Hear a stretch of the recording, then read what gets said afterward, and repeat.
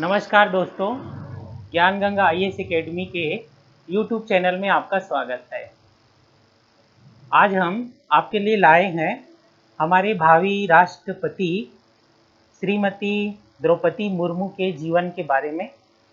अभी वर्तमान में कल ही अर्थात जो है 24 जून को इन्होंने राष्ट्रपति पद के लिए नामांकन दाखिल किया है और इनका जीतना जो है सुनिश्चित माना जा रहा है, क्योंकि एनडीए के पक्ष में बहुमत है और माना जा रहा है कि एनडीए और उनके सहयोगी दलों के पास जो है 52% मत मूल्य है। भारत में राष्ट्रपति के चुनाव में 29 जून तक के नामांकन, 18 जुलाई को मतदान और 21 जुलाई को नतीजा आएगा। सत्ताधारी बीजेपी के अगुवाई वाला गठबंधन एनडीए और विपक्ष ने राष्ट्रपति उम्मीदवारों की घोषणा की है। पिछली बार के राष्ट्रपति चुनाव ने बीजेपी ने बिहार के तत्कालीन राज्यपाल रामनाथ कोविंद जी को अपना उम्मीदवार बनाया था और इस बार झारखंड की पूर्व राज्यपाल द्रौपदी मुर्मू को प्रत्याशी बनाया है। द्रौपदी मुर्मू झारखंड की पहली महिला और आदिवासी राज्यपाल थी। यहाँ से सेवानिवृत्त होने के बाद वे अपने गृह राज्य उड़ीसा के मयूरभंज जिले के रायरंगपुर में रहती हैं। यह उनके पैतृक गांव बैदापोशी का मुख्यालय है, प्रखंड मुख्यालय, ब्लॉक मुख्यालय है। वे झारखंड में सबसे लंबे समय तक लगभग जो है 6 साल से कुछ अधिक वक्त तक राज्यपाल रही हैं। द्रौपदी मुर्मू भारत की पहली आदिवासी और दूसरी महिला राष्ट्रपति बनने वाली है। वह एनडीए की उम्मीदवार है और एनडीए मतों के मामले में एकदम जीत के करीब है। विपक्षी पार्टियों ने, जानते होंगे आप सब, यशवंत सिन्हा जी को इस पद के लिए चुनाव मैदान में उतारा है। भारतीय प्रशासनिक सेवा आईएएस के पूर्व अधिकारी रहे हैं यशवंत सिन्हा जी और झारखंड के हजारीबाग सीट से बीजेपी के लोकसभा सांसद रह चुके हैं और केंद्र सरकार में मंत्री भी रहे हैं। वे लंबे वक्त तक बीजेपी के ही नेता रहे हैं, लेकिन हाल ही के वर्षों में उनकी पहचान जो है प्रधानमंत्री मोदी के खिलाफ लगातार बयान देने वाले, मुखर रहने वाले नेता के रूप में हुई है और 2018 में फिर वो बीजेपी से अलग हो गए हैं। देश के वित्त मंत्री और साथ ही जो विदेश मंत्री भी रहे हैं। इन दिनों वे ममता बनर्जी की पार्टी तृणमूल कांग्रेस से जुड़े हैं। उनके बेटे और हजारीबाग के मौजूदा लोकसभा सांसद जयंत सिन्हा अभी भी बीजेपी में है। जयंत सिन्हा के लिए माना जा रहा है कि ये पेशो पेश की स्थिति होगी कि वे मतदान पिता के पक्ष में करेंगे या अपने पार्टी के पक्ष में। ये पहला मौका है जब भारत के राष्ट्रपति के चुनाव में दोनों प्रमुख उम्मीदवार का नाता झारखंड से है। यही कारण है कि छोटा सा राज्य झारखंड आजकल सुर्खियों में आ गया है। अब हम बात करते हैं कि द्रौपदी मुर्मू की उम्मीदवारी या द्रौपदी मुर्मू क्यों खास है। 21 जून की देर शाम बीजेपी के अध्यक्ष जगत प्रसाद नड्डा जी ने जब राष्ट्रपति चुनाव के लिए राष्ट्रीय जनतांत्रिक गठबंधन एनडीए के प्रत्याशी के तौर पर द्रौपदी मुर्मू के नाम की घोषणा की, तो वह नई दिल्ली से करीब 1600 किलोमीटर दूर रायरंगपुर उड़ीसा के अपने घर में थी। इसके एक दिन पहले 20 जून को उन्होंने अपना 64वां जन्मदिन ही मनाया था बड़ी सादगी के साथ। तब उन्हें विश्वास ही नहीं था कि महज 24 घंटे बाद वे देश के सबसे बड़े पद के लिए सत्ता पक्ष की तरफ से उम्मीदवार बनाई जाने वाली है। लेकिन ऐसा हुआ और अब जो है निश्चित हो चुका है कि वही राष्ट्रपति बनेंगे।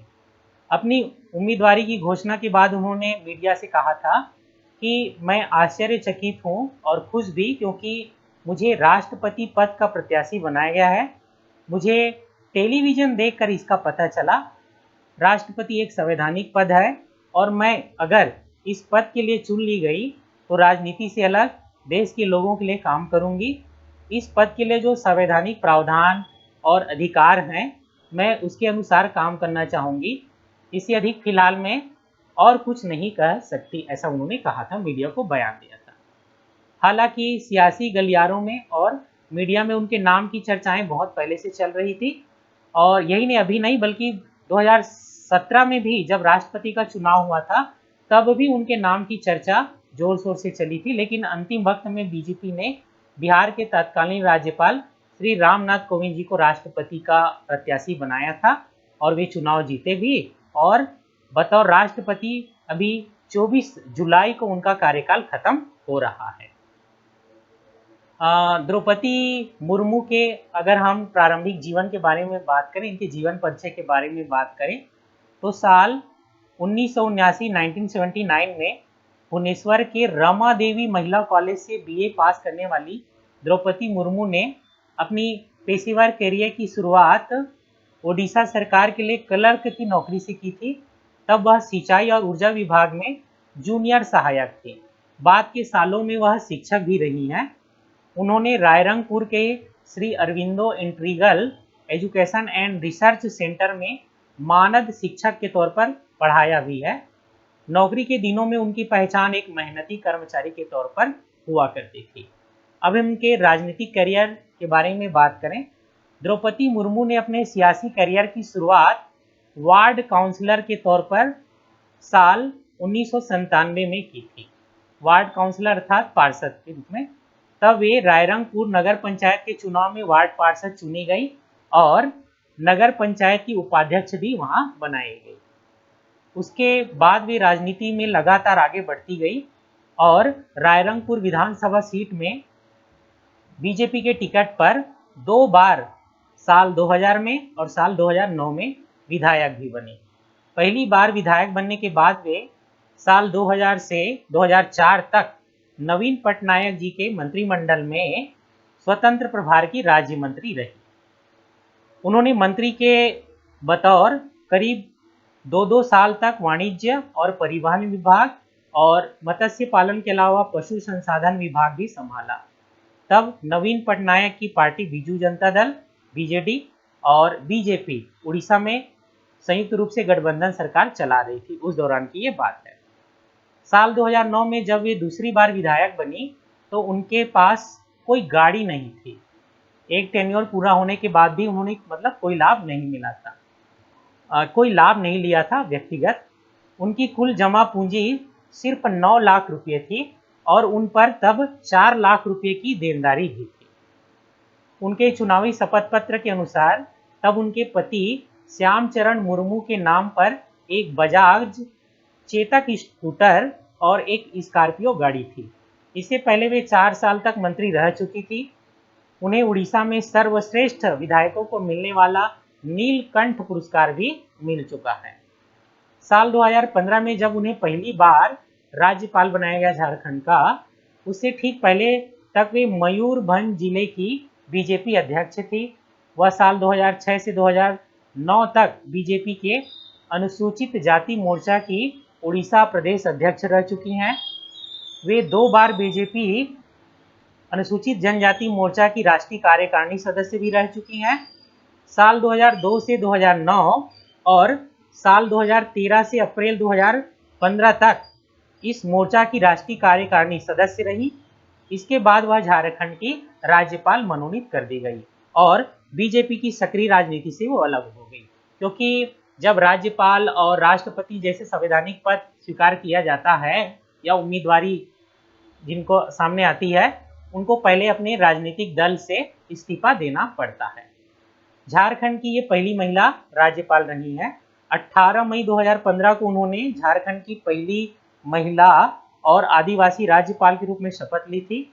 वह 6 साल 1 महीना और 18 दिन लगभग 7 साल इस पद पर रही। वह झारखंड की पहली महिला राज्यपाल है जिन्हें अपने 5 साल के टर्म को पूरा करने के बाद भी उसे पद से नहीं हटाया गया था। वह वहाँ की बहुत ही लोकप्रिय राज्यपाल रही जिनकी प्रतिष्ठा सत्ता पक्ष और विपक्ष दोनों ही में थी। अपने कार्यकाल के दौरान उन्होंने कई महत्वपूर्ण फैसले लिए। हाल के सालों में जब कुछ राज्यपाल पर पॉलिटिकल एजेंट अर्थात राजनीतिक प्रतिनिधि होने का या अपने पूर्व पार्टी के लिए काम करने का आरोप लगता रहता है, द्रौपदी मुर्मू ने राज्यपाल रहते हुए खुद को इन विवादों से हमेशा दूर रखा। उन्होंने इस दौरान किए गए अपने कुछ फैसलों से बीजेपी गठबंधन की पूर्ववर्ती जो रघुवर दास सरकार है और झारखंड मुक्ति मोर्चा की वर्तमान जो सरकार है हेमंत सोरेन की, उन दोनों सरकारों को कुछ पुनर्विचार की उन्होंने नसीहत दी थी, अर्थात बिल को लौटाया था।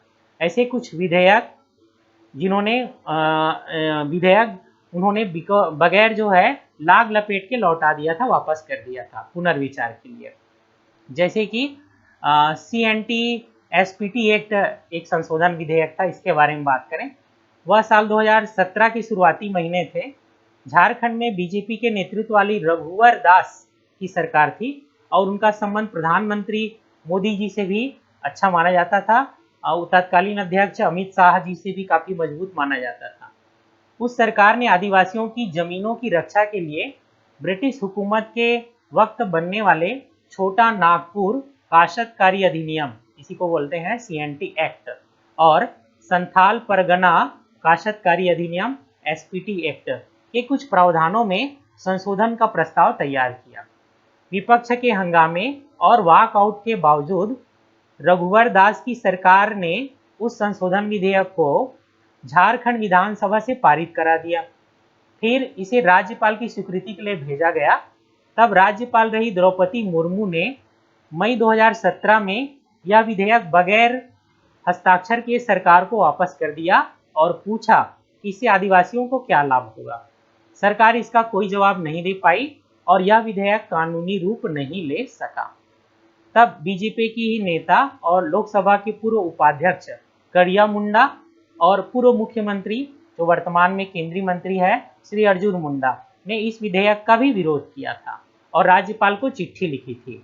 उसी दौरान जमशेदपुर में पत्रकारों से बात करते हुए द्रौपदी मुर्मू ने कहा था कि इस संशोधन विधेयक के खिलाफ राजभवन को करीब 200 आपत्तियां मिली थी, इसलिए कदम उठाया गया। ऐसे में इस पर हस्ताक्षर करने का कोई सवाल ही नहीं था। तब उन्होंने बताया कि मैंने सरकार से कुछ बातें स्पष्ट करने के लिए कहा है। उसी दौरान वह दिल्ली गई और वहां प्रधानमंत्री समेत कुछ महत्वपूर्ण मंत्रियों से भी मिली। इससे पहले तत्कालीन सचिव राजबाला वर्मा ने 3 जून को तब के मुख्यमंत्री रघुवर दास ने 20 जून को राज्यपाल से मुलाकात की थी, लेकिन द्रौपदी मुर्मू का उस पर कोई असर नहीं हुआ। अर्थात अपने फैसलों पर वो अडिग रहने वाली है ना, राज्यपाल के रूप में उस समय पहचान बनाई थी प्रशासक के रूप में, इसलिए उनको ऐसा जाना जाता है। इसी सरकार के कार्यकाल के दौरान जब पत्थलगड़ी विवाद हुआ था झारखंड में, तो द्रौपदी मुर्मू ने आदिवासी स्वशासन व्यवस्था के तहत बने ग्राम प्रधानों और मानकी मुंडाओं को राजभवन में बुलाया और उनसे बातचीत की। इस मसले के समाधान की उन्होंने ऐसा कोशिश की थी बातचीत से। दिसंबर 2019 में रघुवर दास सरकार के पतन के बाद झारखंड मुक्ति मोर्चा नेता हेमंत सोरेन झारखंड के मुख्यमंत्री बने।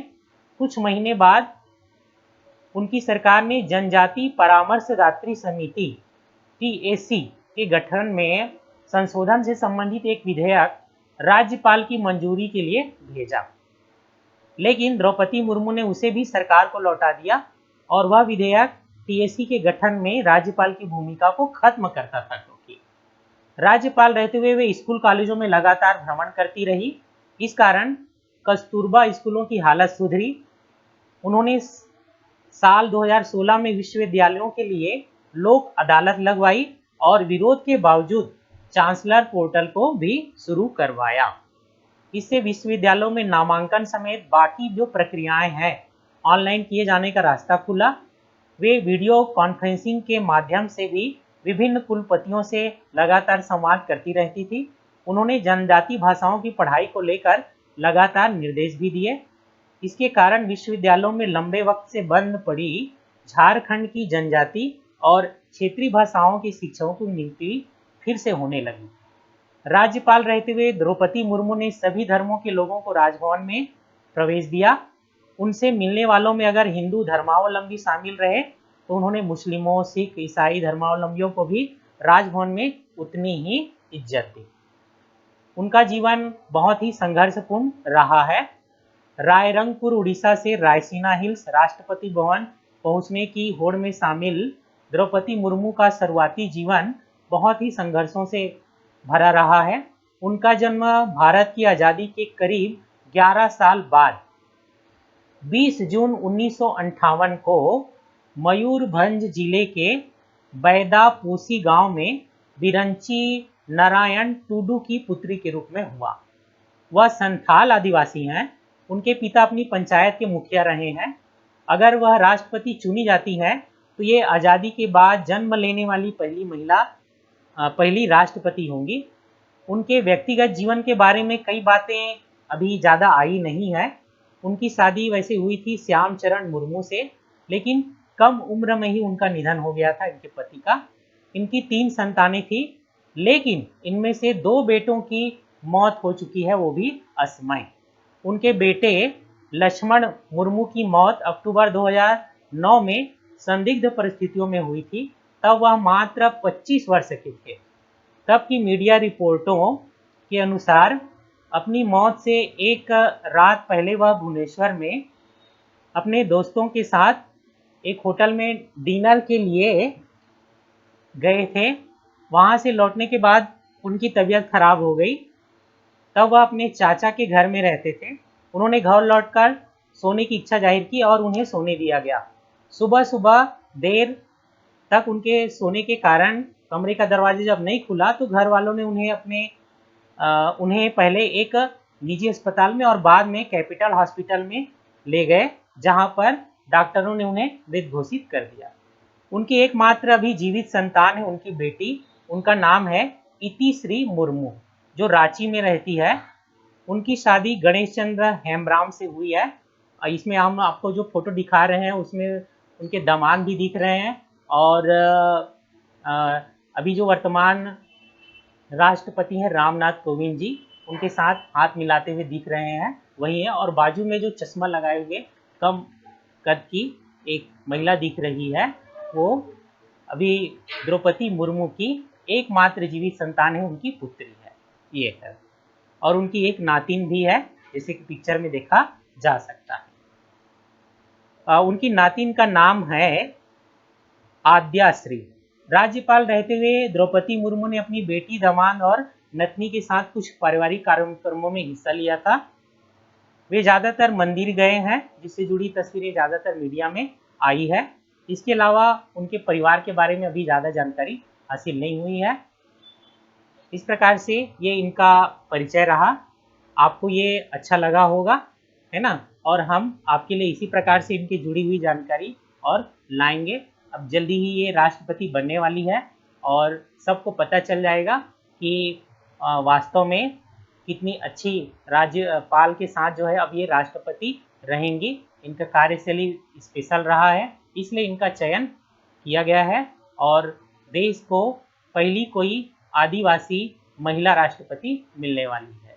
ये गर्व की बात है।